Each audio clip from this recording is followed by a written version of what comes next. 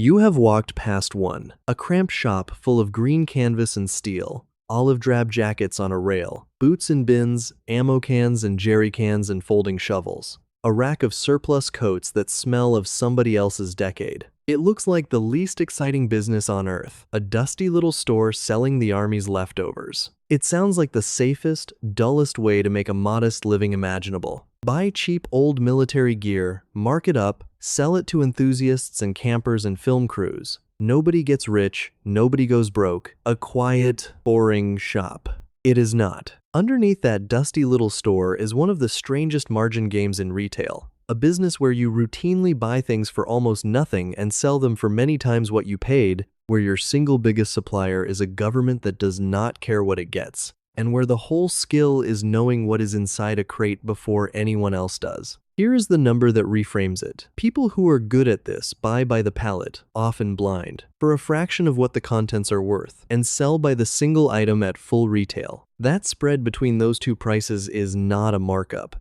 It is the entire business, and it can be enormous. Let me open the ledger, where the stuff comes from. Start with the supply, because it is unlike any other retail business on earth. A military is the largest and least sentimental buyer of physical goods in any country. It buys everything, in staggering quantities: clothing, vehicles, tools, tents, electronics, furniture, kitchen equipment, containers, generators, and endless everyday material. And it constantly gets rid of it, not because the gear is worn out, but because it is surplus. A unit re-equips, a base closes, a contract ends, a standard changes, and a mountain of perfectly good material suddenly has to go. When a government disposes of surplus, it is not trying to get top price. It is trying to clear space and follow a process. Goods move through official disposal channels, government auctions, liquidators, and bulk sales, sold in enormous lots, priced to move to whoever will take them away. That is the first half of the magic. Your main supplier is an organization whose goal is not to maximize the sale price.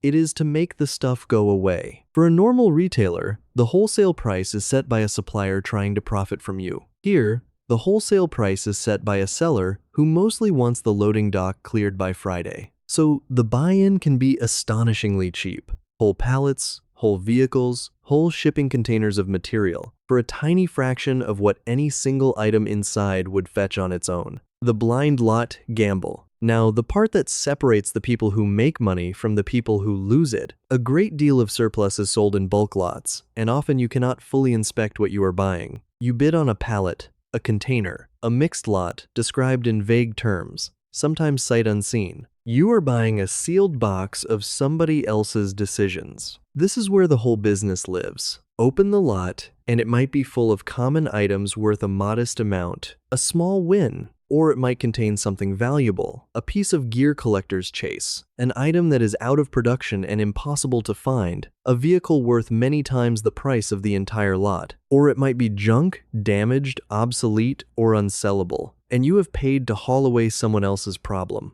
Skill, the entire skill, is reading those lots, knowing from a vague description and a blurry photo what is likely inside. Knowing which items have a hidden second life, which surplus vehicle has parts worth more than the whole, which piece of clothing has become fashionable, which obsolete tool is now a collector's grail. Good operators are not shopkeepers. They are appraisers who happen to run a shop. And their edge is knowing the resale value of 10,000 different things better than the person selling the lot ever did. Say that again? You are competing against a seller who does not know or care what the stuff is worth, and other buyers who may not either. Your entire profit comes from knowing more than everyone else in the room about what is inside that crate. The revenue layers. So how does the money actually come out? A few ways, and they matter in very different proportions. Layer 1 is straightforward retail, a store, physical or online, selling individual items at full price to the people who want them. Campers, hunters, workers who need tough, cheap gear, collectors, reenactors, and film and television productions that need authentic material by the truckload. Each item bought as part of a cheap bulk lot, sold individually at many times the per unit cost. Layer 2, and often the real profit, is the standout item. In many lots, most of the value hides in a small number of pieces. A single rare item, a vehicle, an out-of-production component, a collectible, can be worth more than the entire lot cost. Common stuff pays the bills. That standout item is the actual profit, and finding it is why the appraisal skill matters so much. Layer 3 is parts and reclamation. The boneyard logic applied to everything. A surplus vehicle nobody wants to drive can be worth far more broken down into parts that keep other vehicles running. Obsolete equipment can be stripped for components that are impossible to buy new. What looks like scrap to one person is an irreplaceable spare to another. Layer 4 is the specialist and export trade. Certain surplus is in demand somewhere else entirely, another country, another industry, a niche market, and moving it from where it is worthless to where it is wanted is its own quiet business. Underneath all of it sits the same brutal force that governs the whole operation.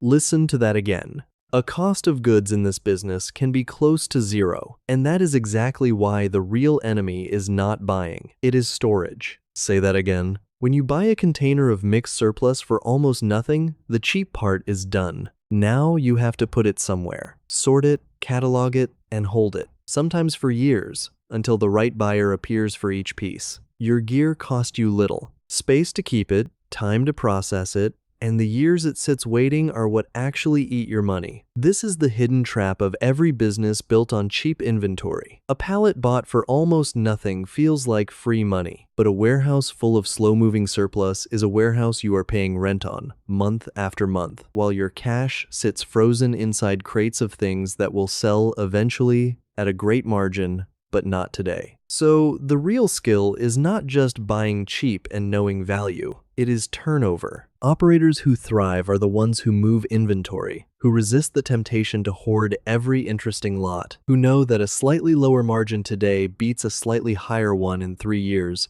because the shelf space and the frozen cash have a cost that quietly compounds. Cheap to buy, expensive to keep, profitable only if it moves. The trap. The trap here is one of the most seductive in retail, because it disguises itself as a bargain. The hoard that feels like an investment. Here is how it catches people. Lots are cheap. Finds are thrilling. Every container might hold treasure, and the good ones sometimes do. So the operator keeps buying, keeps accumulating, keeps telling themselves that every crate is money in the bank waiting to be realized. And slowly, the business fills up. A warehouse fills, then a second warehouse. Cash that should be turning over is buried in acres of gear that is worth money but is not selling fast enough to matter. That operator is, on paper, wealthy, surrounded by valuable inventory. In reality, they are cash poor, paying rent on a monument to their own inability to say no to a cheap lot. This is the exact failure that kills these businesses, not a lack of good buys. Too many of them, held too long, in too much space. A bargain that never sold is more dangerous than the deal that got away. A second trap is the blind lot that goes wrong. Buy enough sealed lots on optimism rather than knowledge, and eventually you pay real money to become the owner of somebody else's genuine garbage. Obsolete, damaged, unsellable, and now yours to dispose of at your cost. How the survivors do it. So who runs this well? First, they know their values cold. A successful surplus dealer has an encyclopedic,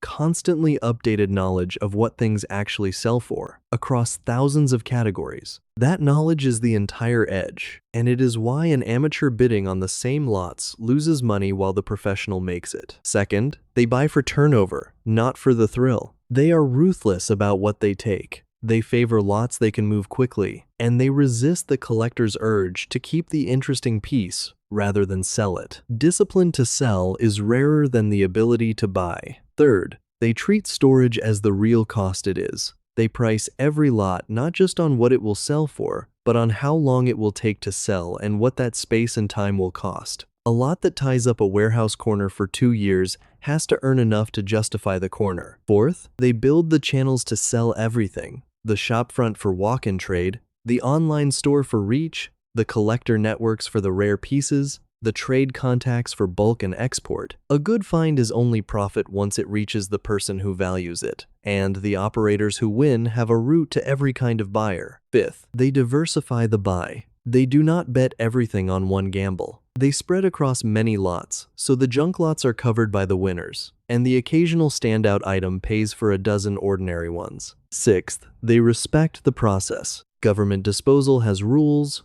paperwork, and compliance. And the operators who last understand exactly what they are allowed to buy, sell, and export, and never drift outside it. The verdict. So, should you own a military surplus business? If you picture a quiet, dusty shop that runs itself, no. That version is a slow way to lose money, buying at random and watching it pile up unsold. But as a real business, run by someone who really knows values, it is one of the most interesting margin games in retail. Cost of goods is near zero. Suppliers do not care about price. A spread between the blind buy and the individual sale can be extraordinary. And unlike almost every asset in this series, the barrier to entry is not money, it is knowledge. You do not need a fortune to start. You need to know, better than anyone bidding against you, what is actually inside the crate. Here is the good year. You read the lots well. The blind buys come good. A container bought cheap yields a standout piece that pays for 10 more lots.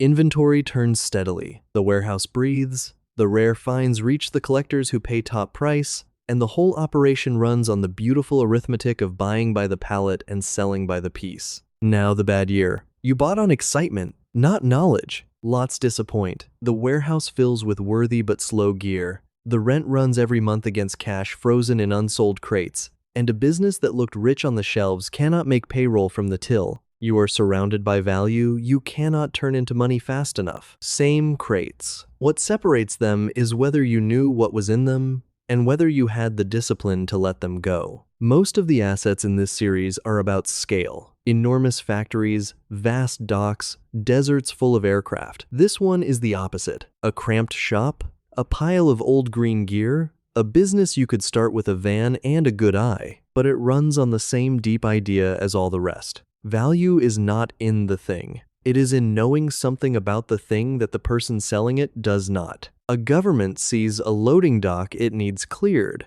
An amateur sees a cheap gamble. A professional sees inside that sealed crate the exact resale value of every item and buys the gap between what the seller wants and what the world will pay. You are not buying army leftovers. You are buying the difference between what something is worth to the person getting rid of it and what it is worth to the person who has been looking for it. And that difference, multiplied across a warehouse, is the whole quiet fortune of the surplus trade.